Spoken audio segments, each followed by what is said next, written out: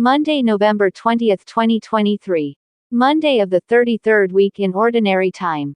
First reading. A reading from the first book of the Maccabees. From the descendants of Alexander's officers. There sprang a sinful offshoot, Antiochus Epiphanes, son of King Antiochus, once a hostage at Rome. He became king in the year 137 of the kingdom of the Greeks. In those days there appeared in Israel men who were breakers of the law, and they seduced many people, saying, "Let us go and make an alliance with the Gentiles all around us. Since we separated from them, many evils have come upon us." The proposal was agreeable. Some from among the people promptly went to the king, and he authorized them to introduce the way of living of the Gentiles. Thereupon they built a gymnasium in Jerusalem, according to the Gentile custom. They covered over the mark of their circumcision, and abandoned the Holy Covenant. They allied themselves with the Gentiles, and sold themselves to wrongdoing. Then the king wrote to his whole kingdom that all should be one people, each abandoning his particular customs. All the Gentiles conformed to the command of the king, and many children of Israel were in favor of his religion.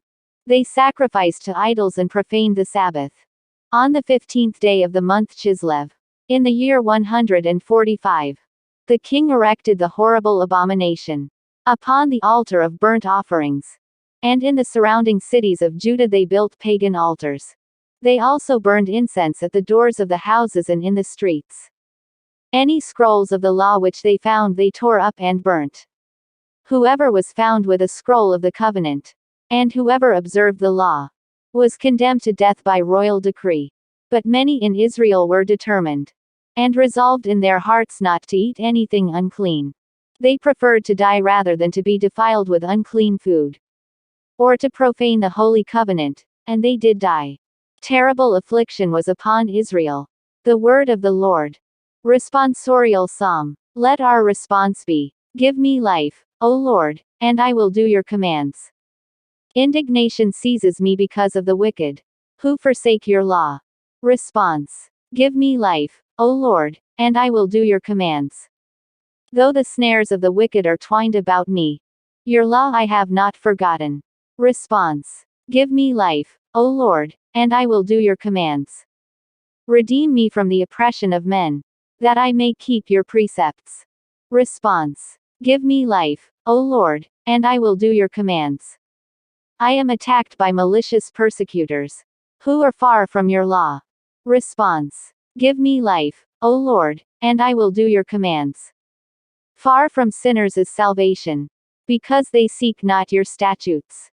Response. Give me life, O Lord, and I will do your commands. I beheld the apostates with loathing, because they kept not to your promise.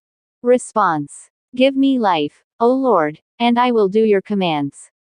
Gospel reading. A reading from the Holy Gospel according to St. Luke. As Jesus approached Jericho, a blind man was sitting by the roadside begging. And hearing a crowd going by, he inquired what was happening. They told him, "Jesus of Nazareth is passing by." He shouted, "Jesus, Son of David, have pity on me." The people walking in front rebuked him, telling him to be silent. But he kept calling out all the more, "Son of David, have pity on me." Then Jesus stopped and ordered that he be brought to him. And when he came near, Jesus asked him, "What do you want me to do for you?" He replied, "Lord, please let me see." Jesus told him, "Have sight, your faith has saved you." He immediately received his sight, and followed him, giving glory to God. When they saw this, all the people gave praise to God. The Gospel of the Lord.